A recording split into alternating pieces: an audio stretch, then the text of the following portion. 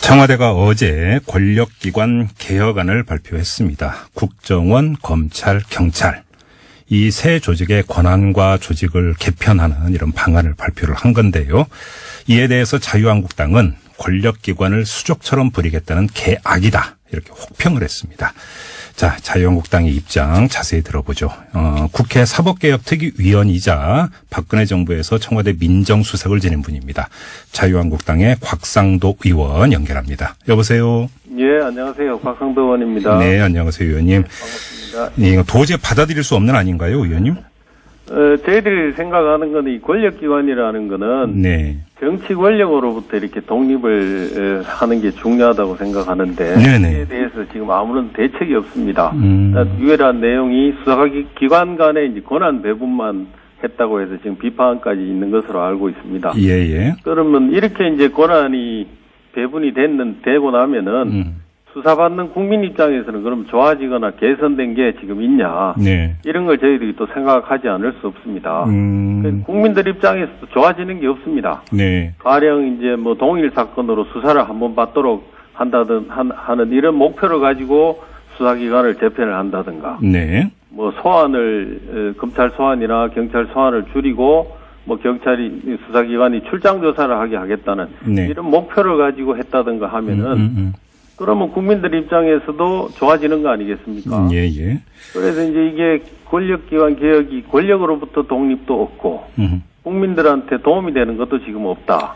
의원님, 그러면 예를 들어서 권력기관으로부터의 어떤 독립은 뭐 당연한 이야기인 것 같으니까 예를 들어서 공수처 설치안 같은 경우는 그러니까 장의 추천권을 야당한테 준다는 안도 있고요. 국정원 같은 경우도 이제 감사원의 감사 대상에 포함시키겠다. 이번에 이렇게 발표하지 않았습니까? 예. 이런 게 좀 하나의 그 방안이 될 수 있지 않을까요? 그런 부분들은 뭐 도움이 될 수 있다고 저희들 생각합니다. 네. 공수처의 경우도 네. 사실은 지금 그 검사들 내부 비리 이런 것들에 대해서는 어느 정도 지금 수사가 되면서 네. 뭐 감옥에 가는 검사 출신들도 지금 여러 생기고 현직들도 지금 나오고 있습니다. 네네. 그래서 이건 기능 재편만 하면은 얼마든지 그 공수처를 하지 않더라도 가능하다는 이제 그런 저희들 그렇게 생각하고. 네네. 또 하나 지금 정부 청와대에서 발표한 거 보면은 대통령 직속으로 지금 한다고 지금 하지 않습니까? 예. 근데 그 민정수석실의 감시 사각지대가 사실 국회입니다. 대통령이 임명한 공직자에 대해서는 그 청와대의 감찰이 이제 사실 가능합니다만은 그 국민이 선택한 국회의원에 대해서는 감찰할 수 있는 방법이 없습니다. 예. 그래서 공수처도 이 청와대 직속으로 이렇게 들어가는 것도 이것도 좀 저희들이 봐서는 좀 문제가 있다. 알겠습니다. 이런 생각을 또 하고 있습니다. 이게 워낙 방대한 내용이기 때문에 강론 하나하나를 지금 여기서 짚기에는 좀 물리적으로 한계가 있는 것 같고요. 큰 방향만 좀 여쭤보도록 하겠습니다. 예. 자, 또 한 가지는 이 그 권력기관 개혁안을 어제 조국 청와대 민정수석이 발표를 했는데 예. 관련해서 의원님이 어떤 말씀을 오늘 아침에 하셨냐면 조국 수석은 다음 정권에서 권한남용으로 수사를 받을 수 있다. 이런 말씀을 하셨어요. 어떤 취지로 이런 말씀을 하신 겁니까? 지금 이제 청와대 대통령 비서실 직제를 저희들이 입수를 하려고 해도 직제를 주지를 않고 있습니다. 네. 그래서 비서실에서 할 수 있는 일은 대통령을 보좌하는 거거든요. 예. 이게 실제로 그 현장에서 정책을 수립하고 시행하는 것은 그 비서실이 아니고 그건 행정 각 부처에서 하는 겁니다. 네네. 그래서 이건 이제 지난번에 그 조국 수석 있는 민정수석실에서 각 그 부처에 정부 산하의 정부의 부처에다가 TF팀을 만들려고 하는 이런 그 공문을 내린 적이 있습니다. 예. 이런 것들이 과연 가능하냐? 이런 것들 이런 거 그다음에 이번에 발표한 정책 수립한 거 이런 것들이 전부 나중에 평가의 대상이 될 수 있다 하는 이런 의미입니다. 그 관련해서 지금 그 국정원, 검찰, 경찰 모두 이제 산하의 개혁위원회가 구성이 되지 않았습니까? 그리고 그렇습니다. 어제 발표한 방안의 거의 대부분이 이 개혁위원회에서 나온 것을 예. 청와대에서 종합을 해서 발표한 것으로 이해를 하고 있는데요.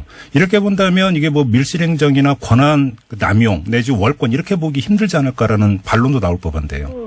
그럴 수도 있겠죠. 그런데 저희가 생각하는 것은 비서실에서 그런 기능을 할 수 있는 권한은 없다는 겁니다. 네네. TF팀을 각 부처에 만들어라 그리고 그 활동을 해라 하는 것도 안 되고, 네. 그 TF팀 자체도 지금 그 위법할 수 있다 하는 이제 그런 판단이 지금 있는 걸로 알고 있습니다. 법제처에서 행정안전위원회에 이제 저희들한테 넘겨준 자료를 보면은, 네. 외부 활동을 한다든가 하는 이런 것들은 못하게 돼 있고, 그런 내용들이 있습니다. 그래서 그것도 평가의 대상이 저는 될 수 있다고 생각합니다. 네.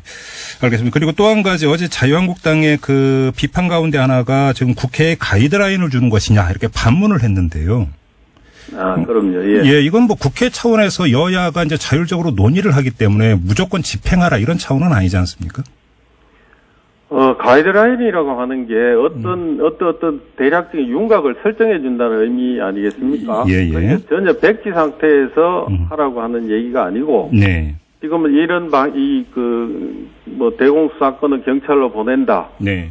그 다음에 수사권은 1차적인 수사는 경찰이 하고 검찰은 2차적인 수사만 하고 뭐 특수사는 요런 것만 할 수 있다. 네. 하는 이런 내용들이 그 자체가 가이드라인이 아닙니까? 그걸 뭐라고 해석을 하죠? 그러면 제가 한번 그 여권 입장에서 이렇게 한번 질문을 드려볼게요. 그 관련 내용 중에 상당 부분은 이미 법률 개정안이 발의가 되어 있는 상태고요. 예. 두 번째는 이제 정부도 법안 발의권이 있기 때문에 예. 그다음에 이거는 이제 총괄하는 게 청와대일 수 있기 때문에 청와대에서 발표할 수도 있지 않는가라는 입장이 나올 수도 있지 않습니까? 그 행정각부를 총괄하고 하는 거는 총리 아닙니까? 네네. 그 청와대에도 물론 뭐 대통령께서 직접 하시면 하실 수는 있겠습니다만은 예예. 행정각부의 정책 수립이나 이런 기능들을 총괄하는 것은 국무총리입니다. 그래서 과거의 수사권 조정 문제라든가 이런 얘기가 나왔을 때도 네네. 각부 업무를 조정하고 이 방안을 해결 방안을 낸 게 총리실에서 했지 청와대가 직접 하지는 않습니다. 이게 이제 형식적으로 만약에 발표를 할 거면 총리실에서 발표를 했어야 된다 이런 말씀이시네요. 정리를 하면 우선 그게 맞지 않겠습니까? 예예. 자, 알겠고요. 또 한 가지는 어제 저희가 지난주에 그 더불어민주당의 박범계 의원하고 인터뷰를 했는데 이 국회 사법개혁 특위 권한과 관련해서 예. 법안 심사권을 가지고 있기 때문에 만약에 여기서 여야가 합의를 한다면 바로 본회의로 직행을 한다. 이렇게 말씀을 했는데요. 맞습니까, 의원님? 그건 법사위 거쳐서 본회의 가는 걸로 그렇게 여야 간에 합의가 된 걸로 알고 있습니다. 바로 그 점 때문에 여쭤보는 건데요. 제가 그래서 이게 법사위 거쳐가야 되는 거 아니냐라고 다시 확인을 했더니 그게 아니라고 그렇게 말씀을 하시던데요. 저는 그렇게 전해 들었는데요. 우리 원내대표로부터. 예. 법사위는 거쳐가는 거라고 거쳐가도록 문헌에 그렇게 합의가 돼 있다고 저는 그렇게 들었습니다. 그러면 예를 들어서 사법개혁특위에서 여야가 합의를 하더라도 물론 뭐 여야 합의가 됐던 법사위도 뭐 통과가 될 가능성이 높기는 하겠습니다만 예. 여야 합의가 된다 하더라도 바로 본회의에 상정하는 건 아니다. 이런 말씀이세요? 저는 그렇게 들었습니다. 근데 그러면 법안 심사권을 그 특위에 둔다는 건 어떻게 해석을 해야 되는 겁니까, 의원님? 거의 그대로 저희들이 합의가 되면은 네. 아까 말씀하신 것처럼 합의가 되면 법사위도 그렇게 가지 않겠습니까? 여기에 이제 아마 자구수정 본래 법사위를 거치는 거는 법안 자구수정이라든가 이런 것들을 네. 모든 상임위 거치면 다 하도록 거쳐가도록 이렇게 하고 있지 않습니까? 네네. 그런 거 아닌가 하는 저는 생각을 합니다만. 예. 알겠습니다. 아무튼 그러면 자유한국당이 반대를 한다면 사법개혁특위에서 이게 다수결로 통과될 가능성 거의 없다 이렇게 단언하시는 건가요? 저희들도 지금 현재 상태는 저희들이 무슨 안을 가지고 있는 상태는 지금 아니지 않습니까? 예. 저희들이 방안을 당론으로 일부는 어떤 건 당론으로 돼 있는 부분도 있고 일부는 이제 논의가 돼야 되고 이제 모든 상황을 사개특위에서 논의가 되고 네네. 또 논의에 따라서 어떻게 할 것이냐 하는 문제가 이제 결론이 나지. 네네. 지금 저희들이 선입견을 가지고 지금 이렇게 이거는 이거 되고 이건 안 되고 이렇게 하는 이런 선입견이 있는 건 아닌 걸로 저는 알고 있습니다만. 네네, 알겠습니다.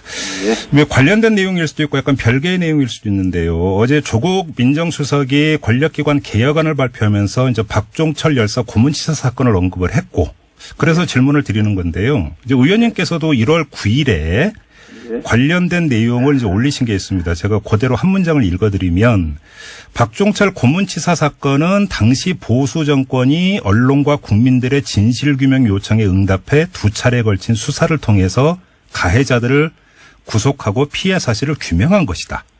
그러니까 보수 정권은 국민들의 의혹 해소 요구를 외면하지 않았다.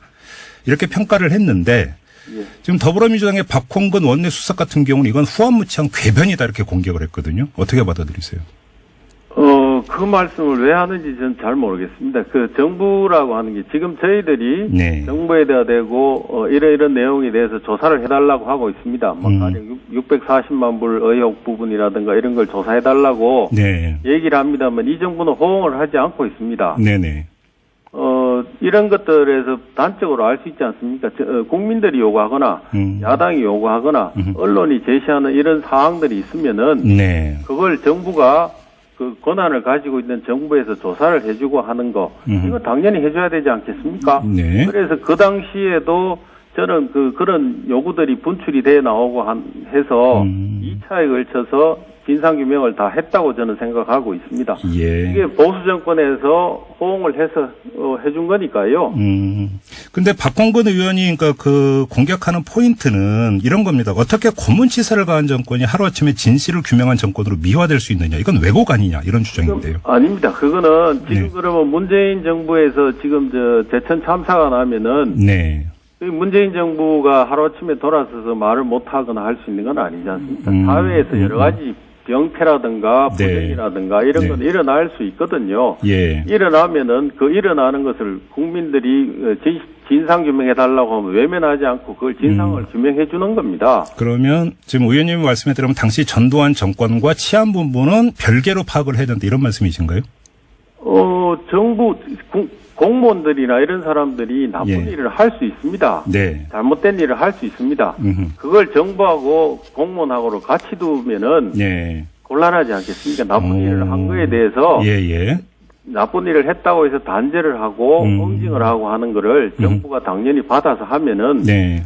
그렇게 하면은 되지 않느냐 하는 얘기입니다. 근데 그러면 보수 정부가 그런 일을 했죠.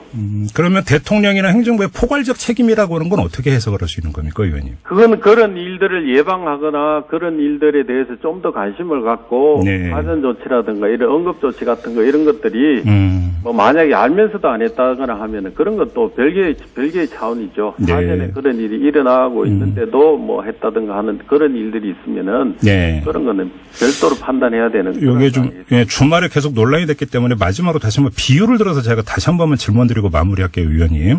예. 그래서 어떤 사람이 그 다른 사람을 폭행을 해서 그러니까 부상을 입었는데 예. 그럼 옥도전기를 발라줬다고 그러면 책임에서 면할 수 있느냐 이런 반문이 나올 수 있지 않습니까? 아니, 그거를 이제 아까도 말씀드렸지만은 네. 지금 정부 하에서도 지금 이제 전병헌 정무수석이 그러면 이런 부정이나 비리가 있었습니다. 네네. 그럼 그것도 이 정부가 다 안고 가야 되나요? 그게 아니지 않습니까? 그런 게 이 문제가 발생하고 있다고 하면은 수사기관들이 나서서 각자 자기 역할을 하도록 허용을 해주면 허용하고 네. 그걸 명명백백하게 밝히고 재판을 받도록 하면 이 정부가 할 수 있는 선까지는 하는 거라고 저는 생각합니다. 개인 비리와 정권 차원에서 행정 집행의 차원에서 어떤 그 비리, 포갑 이거하고는 다른 차원 아닌가요, 의원님? 지금 그 고문치사 사건이라고 하는 게 네. 그걸 정권 차원의 정책적인 이거라고 지금 말씀을 이제 하시는 것 같은데 네. 그거 그렇게 할 수 있는지 다시 한번 저도 한번 생각해 보겠습니다만. 알겠습니다. 그게 고문치사를 의도적으로 그래 했다고 하기가 좀 그렇게까지 그래요? 사악한 정권인가요? 그래요. 그러면 지금 전달은 충분히 된 것 같으니까요. 이 문제는 우리 애청자 여러분들의 판단에 맡기도록 하고 예. 의원님 인터뷰는 마무리할게요. 고맙습니다, 의원님. 예, 감사합니다. 네, 지금까지 자유한국당의